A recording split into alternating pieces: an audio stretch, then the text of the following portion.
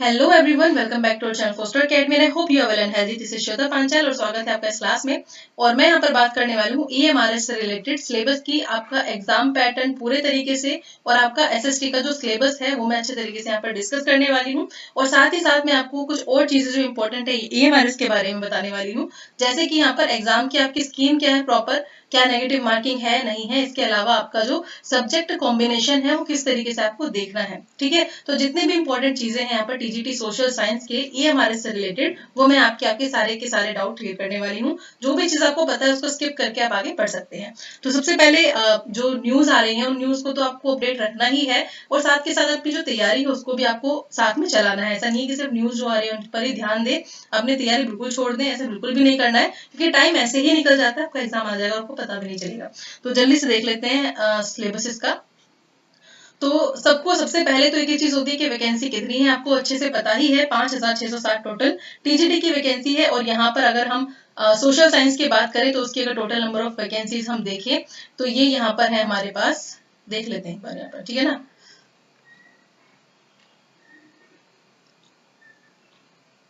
चलिए, तो यहाँ पर वैकेंसीज हमारी मेंशन की हुई है अच्छे से। हमारा जो मोड है वो किस टाइप का रहने वाला है, वो रहने वाला है mode of examination EMRS staff selection. जो एग्जाम है will be conducted on OMR based, ठीक है, पेन पेपर मोड यहाँ पर आपको बताया गया है इसमें। और इसमें मल्टीपल चॉइस क्वेश्चन आपके मेंशन होंगे और आपके 6 पार्ट होंगे। आपको ये भी ध्यान रखना है, एक पार्ट जो है आपका वो आपको लैंग्वेज का देना है, जो कि काफी इंपॉर्टेंट पार्ट है। तो एग्जाम पैटर्न देख लेते हैं। और अगर मैं पोस्ट की बात करूं तो यहाँ पर आपकी 5660 टोटल वैकेंसी है, जिनमें से सोशल साइंस की आपकी 670 पोस्ट है। ये भी आपको ध्यान रखना है, इसमें भी आपका अलग अलग कैटेगरीज है, ये चीज है। तो टीजीटी में एग्जाम पैटर्न सबसे पहले हम बात करेंगे, आपके 120 नंबर का पेपर है। 30 नंबर है आपके लैंग्वेज वाले अलग से, ठीक है। और जो आपका पेपर रहने वाला है, ये पेपर 3 घंटे का आपका रहने वाला है। प्रॉपर तरीके से एक बार देख लेते हैं जल्दी से। तो पार्ट 1, 2, 3, 4 एंड 5, 5 पार्ट है ये। सबसे पहले देख लीजिए कौन कौन से इंपॉर्टेंट। जनरल अवेयरनेस का आपका नंबर ऑफ क्वेश्चन है 10, और इसके नंबर भी 10 ही रहेंगे। और जो आपका टाइम है वो टाइम देखिए 3 घंटे का आपका एग्जाम है, without any time limit for each part of the test individually. मतलब ऐसा होता है ना कि जो किसी एक पार्ट में इतना टाइम देना है या फिर कोई कंपल्शन है इस चीज को लेके, तो ऐसा कुछ भी नहीं है, कोई टाइम लिमिट नहीं है। टोटल आपको 3 घंटे का जो पूरा प्रॉपर टाइम दिया जाएगा। इसके बाद रीजनिंग एबिलिटी आपकी 10 क्वेश्चन आएंगे और 10 ही नंबर है। आईसीटी यानी आपकी इंफॉर्मेशन एंड कम्युनिकेशन टेक्नोलॉजी जो है उसके आपके 10 ही क्वेश्चन है, 10 ही नंबर है। टीचिंग एप्टीट्यूड के आपके 10 क्वेश्चन है, 10 ही नंबर है। डोमेन सब्जेक्ट, डोमेन नॉलेज आपका जो स्पेसिफिक सब्जेक्ट है उसमें आपको कौन कौन सी चीजें ध्यान देनी है डोमेन नॉलेज में। सबसे पहले तो आपका सब्जेक्ट स्पेसिफिक आपका जो भी आपका एसएसटी का एग्जाम है, फिर किसी भी सब्जेक्ट का एग्जाम है आपका, वो आपको चेक किया जाएगा उसकी नॉलेज, जिसमें कि आपका डिफिकल्टी लेवल यहाँ पर बताया गया है ग्रेजुएशन लेवल, ठीक है। यहाँ तक का आपको तैयार करना है, बाकी तो आपका जो सिलेबस में मेंशन है वो कराया ही जाएगा। और हाँ, क्लासेस आपकी कल से स्टार्ट हो रही हैं इसकी ईएमआरएस की, एसएसटी की, ठीक है। आपका एसएसटी वाला पोर्शन यहाँ पर मैं बिल्कुल अच्छे से क्लियर कराने वाली हूँ। फिर आपका ऑप्शन नंबर बोल रही हूँ यहाँ पर एबीसीडी को देख के। यहाँ पर आपका बी सेक्शन पर अगर हम चलेंगे तो ये है एक्सपेरिमेंटल एक्टिविटी, जिसमें आपका पेडागोजी है और केस स्टडी क्वेश्चंस से रिलेटेड क्वेश्चंस यहाँ पर आपसे पूछे जाएंगे। एनईपी आपकी जो एजुकेशन पॉलिसी है, नेशनल एजुकेशन पॉलिसी 2020, यहाँ से भी क्वेश्चन बनेंगे। इसके अलावा डी सेक्शन आपको नहीं करना है, टीजीटी एसएसटी वाले सुन लीजिए। इसके अलावा सभी टीजीटी वालों के लिए है ये, एक्सेप्ट पीईटी, ठीक है। जो फिजिकल एजुकेशन के टीचर हैं उनको खेलो इंडिया पढ़ना है, लेकिन बाकी किसी को भी खेलो इंडिया वाला ये वाला पोर्शन नहीं करना है, ठीक है ना। तो आपके इस तरीके से फॉर्मेशन बताया गया है क्वेश्चन का, एक तरीके से ब्लूप्रिंट आपको दे दिया गया है। यहाँ से आपके 80 क्वेश्चन आएंगे। तो आपके नंबर ऑफ टोटल क्वेश्चन बैठते हैं 120, और जिसके आपके मार्क्स भी होंगे 120, ठीक है ना। लैंग्वेज आपका टेस्ट होगा। लैंग्वेज के बारे में ये है, जैसे कि एग्जाम्स में ये चीज एकदम क्लियर कर दी गई है आजकल की, कि और कुछ ऑर्गेनाइजेशन इस चीज को बहुत ज्यादा इंपॉर्टेंस देते हैं कि लैंग्वेज अगर आप क्लियर करेंगे तभी आपके जो अदर पार्ट्स होंगे वो चेक होंगे। जैसे कि यहाँ पर आपको बोला गया है कि आपके 10 मार्क्स ईच सब्जेक्ट में होंगे, जिसमें कि आपके कौन कौन से सब्जेक्ट है।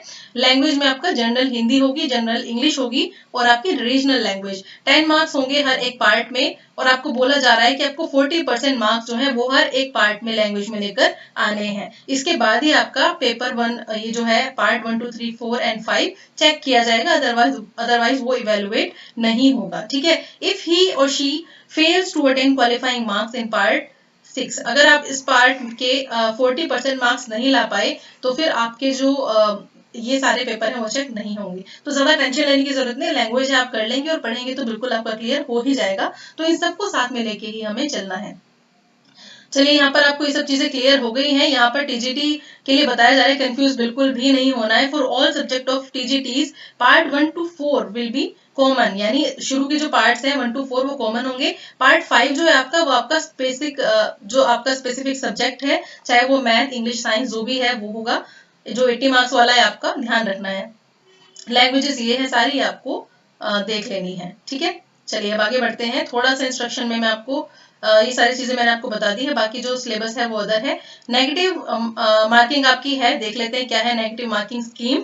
तो ये है आपका 1 नंबर का जो आपका क्वेश्चन है उसका जो मार्क है वो भी 1 नंबर का ही होगा। Awarded to every correct answer and 0.25 shall be deducted for every incorrect answer. 0.25 cut कर दिया जाएगा आपके हर एक गलत आंसर से, गलत अटेम्प्ट से। Unanswered question will not be given any mark. अगर आपने क्वेश्चन अटेम्प्ट ही नहीं किया है तो ना तो आपने अटेम्प्ट किया है, ना ही उसके नंबर जाएंगे, तो कुछ भी कंडीशन इसमें नहीं बनती है, ठीक है। ये तो रहा आपका इन सब चीजों से रिलेटेड चीजें। अब मैं आपसे एक चीज और बता दूं, यहाँ पर ये एक सेक्शन और सिलेबस ऑफ एग्जामिनेशन, ये तो मैं अभी आपके साथ डिस्कस करने वाली हूँ ही। यहाँ पर बच्चों को एक और बहुत बड़ी प्रॉब्लम देखने को मिलती है, वो ये होती है कि हमारा सब्जेक्ट कॉम्बिनेशन कैसे बनेगा।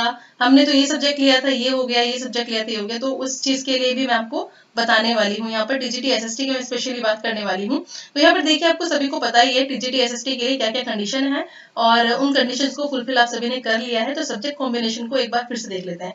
यहाँ पर आपकी बहुत ही इजी लैंग्वेज में बताऊंगी। हिस्ट्री और ज्योग्राफी के बारे में टोटल बात हुई है कि या तो आपके पास ग्रेजुएशन में हिस्ट्री हो या फिर ज्योग्राफी हो, इनमें से एक तो जरूर होना ही चाहिए। बाकी इनके साथ आपका सब्जेक्ट कॉम्बिनेशन अलग से मंजर तो अलग है। जैसे कि अगर आपके पास हिस्ट्री है और उसके साथ आपने पढ़ा है ज्योग्राफी पढ़ा हो, इकोनॉमिक्स, पॉलिटिकल साइंस, या फिर आपने मेन सब्जेक्ट में ज्योग्राफी आपके पास है, इसके साथ आपने हिस्ट्री, इकोनॉमिक्स, पॉलिटिकल साइंस पढ़ लिया है, तो फिर आप बिल्कुल एलिजिबल हैं इस फॉर्म को भरने के लिए और आगे एग्जाम को मतलब प्रोसेस को आगे बढ़ा सकते हैं। अगर आपके पास हिस्ट्री और ज्योग्राफी नहीं था तो आप इस एग्जाम को नहीं दे सकते हैं। एक और कंडीशन दी है आपको, सिंपल से लैंग्वेज में इन्होंने बताया है, any two subject out of history, geography, economics and political science in which one must be either history और ज्योग्राफी। इस पूरे सेट में हिस्ट्री और ज्योग्राफी में से एक सब्जेक्ट तो आपका होना चाहिए ही चाहिए। उसके बाद और कंडीशन इन्होंने दी है, जिन्होंने ऑनर्स कोर्स कर रखे हैं उनका क्या होगा, उनके लिए बताया है कि हिस्ट्री और ज्योग्राफी, पहले तो हिस्ट्री और ज्योग्राफी को ही देख लेते हैं कि ये दो सब्जेक्ट जो आपको बोले हैं इनमें से कोई एक जो कि आपको बोला गया है कि जरूर होना ही चाहिए, ये 3 साल आपके पढ़े हुए होने चाहिए ग्रेजुएशन में जरूर। इसके अलावा जिन्होंने हिस्ट्री ऑनर्स कर रखा है, ऐसे कैंडिडेट जिन्होंने हिस्ट्री ऑनर्स किया है, तो ये बोला गया है वो फॉर्म भर सकते हैं, लेकिन उसकी कंडीशन ये है कि आपने 2 साल ज्योग्राफी, इकोनॉमिक्स या पॉलिटिकल साइंस में से कोई एक सब्जेक्ट पढ़ रखा हो अपने कोर्स में, ठीक है। हिस्ट्री तो 3 साल और इनमें से एक सब्जेक्ट आपने 2 साल पढ़ रखा हो। इसी तरीके से आपको बोला गया है कि सपोज आपने ज्योग्राफी में ऑनर्स किया है और आपके पास हिस्ट्री, इकोनॉमिक्स या पॉलिटिकल साइंस में से 2 साल के लिए आपने इनमें से किसी एक सब्जेक्ट को पढ़ा है तो आप अप्लाई कर सकते हैं। यानी हिस्ट्री और ज्योग्राफी तो 3 साल पढ़ा होना ही चाहिए। इनमें से अगर ऑनर्स वाले बच्चे के लिए कंडीशन बता रही हूँ, अगर ये सब्जेक्ट है तो ये 2 साल पढ़े होने चाहिए, ठीक है। कैंडिडेट्स विद बी ऑनर्स जिन्होंने कर रखा है किससे, इकोनॉमिक्स से या फिर पॉलिटिकल साइंस से, वो तो इस एग्जाम को नहीं दे सकते हैं। सॉरी सबके बच्चों के लिए जो कि एग्जाम फॉर्म भरना चाहते थे, तो ये चीज आपको याद रखनी है। इकोनॉमिक्स और पॉलिटिकल ऑनर्स वाले इसको नहीं दे सकते हैं, ठीक है। बीए ऑनर्स जिन्होंने इकोनॉमिक्स और पॉलिटिकल साइंस से किया है। इसके अलावा लैंग्वेज वाला तो आपको सबको पता ही है, अदर टीजीटीज के लिए अलग इंस्ट्रक्शंस हैं, ठीक है।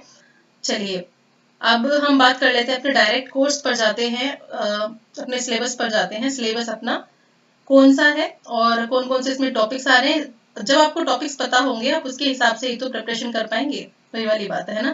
तो चलिए देख लेते हैं। यहाँ पर अभी साइंस का सिलेबस है ये, अब आ गया हमारा टीजीटी सोशल साइंस का सिलेबस, ठीक है।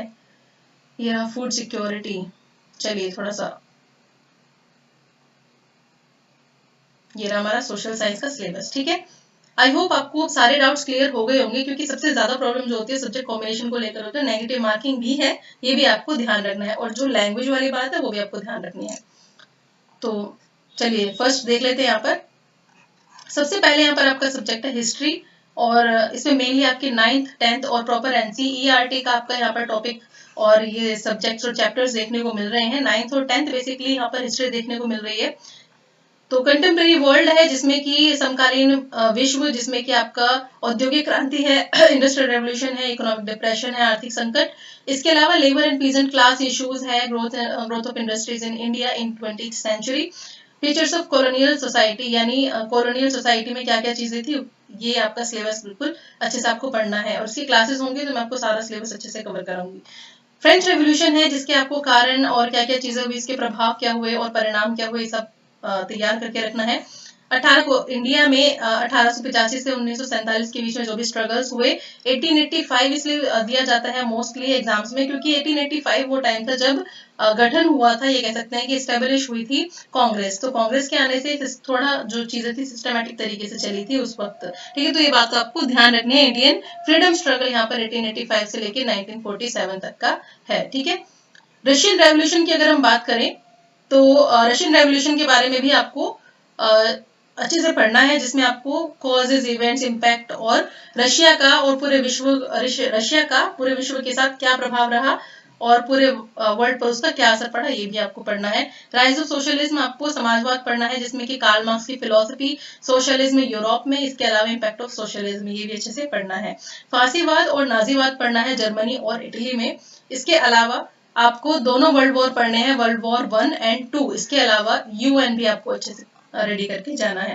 ज्योग्राफी की अगर हम बात करें तो इसमें बेसिकली ज्योग्राफी में आपका क्या है, ओरिजिन ऑफ अर्थ है, इससे रिलेटेड सारे कॉन्सेप्ट आएंगे, सोलर सिस्टम के भी, मोशन ऑफ अर्थ में जितनी भी इससे रिलेटेड चीजें हैं, rotation, revolution, occurrence of day and night, changes of seasons, latitudes and longitudes, finding times. इसके अलावा अर्थ का इंटीरियर, इसमें आपको इंटीरियर से रिलेटेड सारी चीजें, चाहे वो कोई सी भी थ्योरी हो, जैसे कि continent drift theory, plate tectonics की थ्योरी, अर्थक्वेक के बारे में, ज्वालामुखी के बारे में, वोल्केनोस के बारे में, सब कुछ यहाँ पर पढ़ना है। रॉक्स एंड मिनरल, चट्टानों और खनिजों के बारे में, उनके फॉर्मेशन से रिलेटेड, सॉइल से रिलेटेड सारी चीजें और उनके टाइप और विशेषताएं पढ़नी है। इसके अलावा ग्रेडेशन से रिलेटेड, यानी ये सारी प्रक्रियाएं किस तरीके से बनती हैं, ये आपको अच्छे से कराया जाएगा। इसके अलावा रनिंग वाटर है, विंड है, ग्लेशियर्स है, सी वेव्स और जो भी थियरीज वगैरह से रिलेटेड है, सारी आपको अच्छे से पढ़नी है। क्लाइमेट में आपको एटमॉस्फेयर पढ़ना है, उसका कंपोजिशन, एटमॉस्फेयर में क्या क्या चीजें आती हैं और वेदर, क्लाइमेट क्या होता है। इसके अलावा इंसुलेशन है, आपको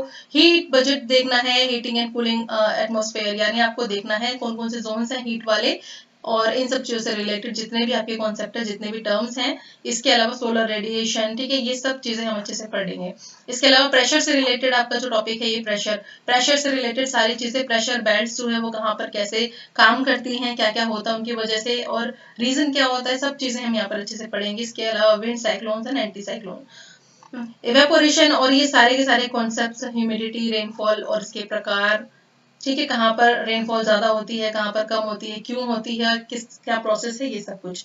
वर्ल्ड क्लाइमेट पढ़ेंगे, जिसके अंदर उनका क्लासिफिकेशन होगा, ग्रीन हाउस से रिलेटेड, ग्लोबल वार्मिंग और क्लाइमेट चेंज के अंदर जो भी चीजें आ रही है वो सब।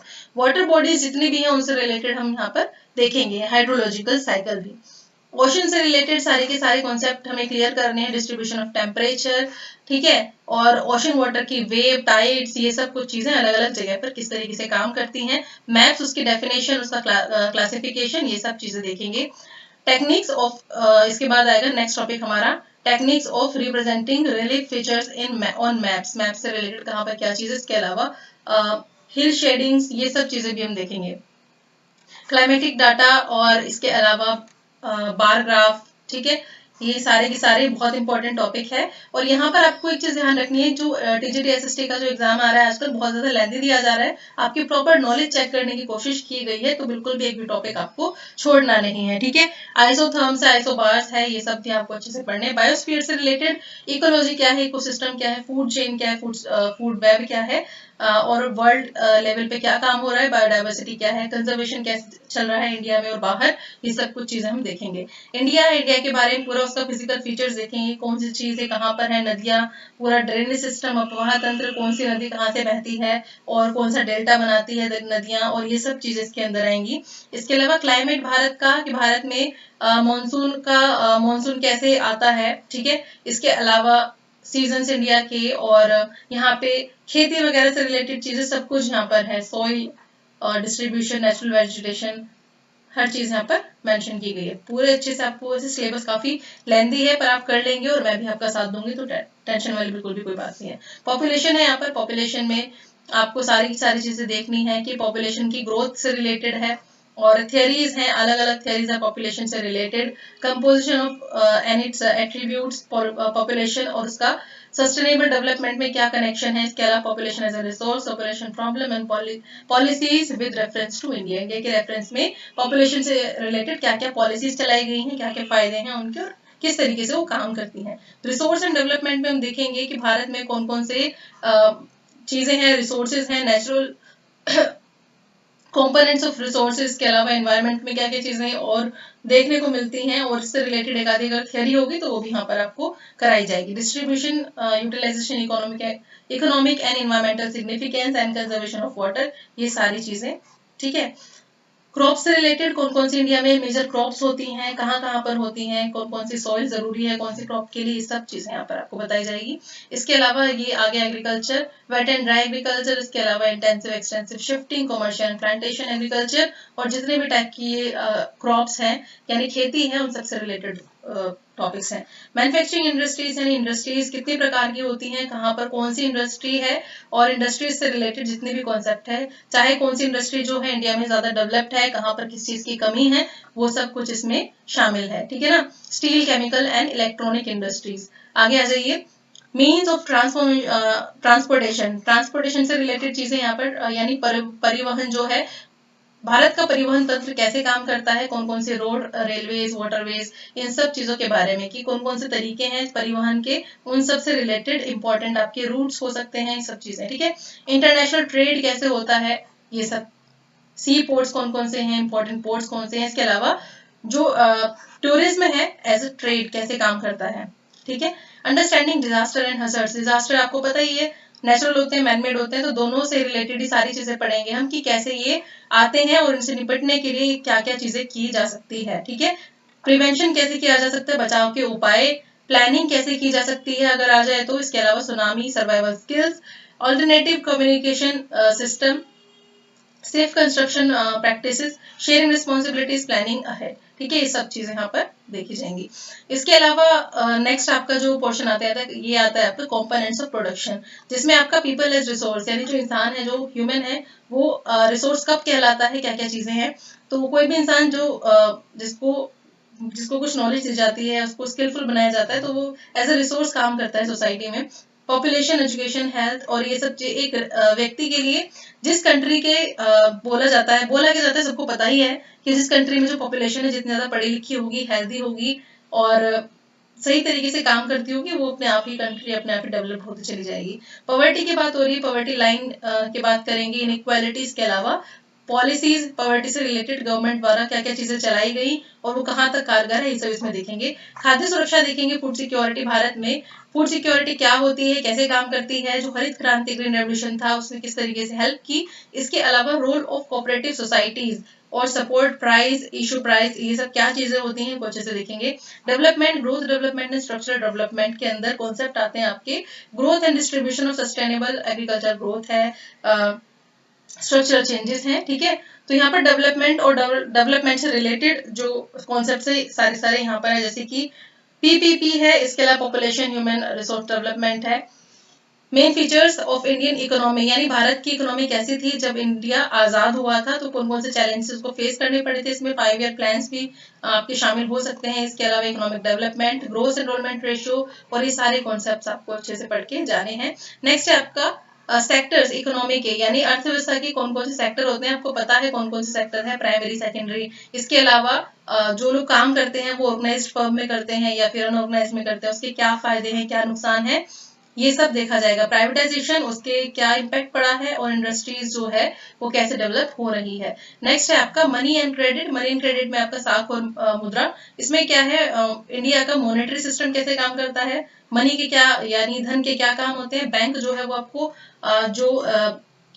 क्या क्रेडिट प्रोवाइड कराता है, तो उसमें क्या क्या चीजें हैं, एसएचजीज ग्रुप बने हैं, उनसे क्या फायदा है, कैसे काम करता है, कहाँ कहाँ पर ये होते हैं। इसके अलावा मनी से रिलेटेड आपकी जितनी भी चीजें हैं, financial markets, money and capital market, इन सब टॉपिक्स को इनमें इंक्लूड किया गया है। नेक्स्ट है आपका टॉपिक सिविक्स। सिविक्स में आपको पावर शेयरिंग, फेडरलिज्म यानी शक्ति का बंटवारा, फेडरलिज्म यानी संघवाद, इसके अलावा डेमोक्रेसी एंड डाइवर्सिटी यानी लोकतंत्र और उसमें विविधता, पॉलिटिकल पार्टीज हमारे देश में जो भी हैं, इलेक्शन कैसे होता है, क्या पूरा प्रोसेस है, डेमोक्रेसी है तो लेकिन उसके सामने क्या क्या चैलेंजेस हैं, पॉपुलर स्ट्रगल्स जिसको हम देखेंगे नेपाल में और बोलिविया के स्ट्रगल कौन से हैं, डेमोक्रेसी के बारे में, डेमोक्रेसी क्या है, कैसे काम करती है, इसकी विशेषताएं क्या है, और भारत का डेमोक्रेसी, भारत और भारत के बाहर जो डेमोक्रेसी है उसमें क्या फर्क है, क्या क्या सिमिलैरिटीज हैं, क्या क्या अंतर है। ठीक है, इंडियन कॉन्स्टिट्यूशन कैसे बना, कैसे काम करता है, क्या क्या चीजें उसमें शामिल है, फंडामेंटल राइट्स, ये सब हम अच्छे से डिस्कस करेंगे। तो ये था आपका जो पूरा का पूरा डिस्कस किया है मैंने EMRS का आपका प्रॉपर सिलेबस SST का। मेरे ख्याल से आपके पास आपको कोई डाउट इससे रिलेटेड होगा नहीं। ठीक है, तो अपनी तैयारी अच्छे से करिए, एग्जाम जब होगा हो जाएगा, लेकिन आपको रेडी रहना है, बार बार अपॉर्चुनिटीज नहीं आती हैं।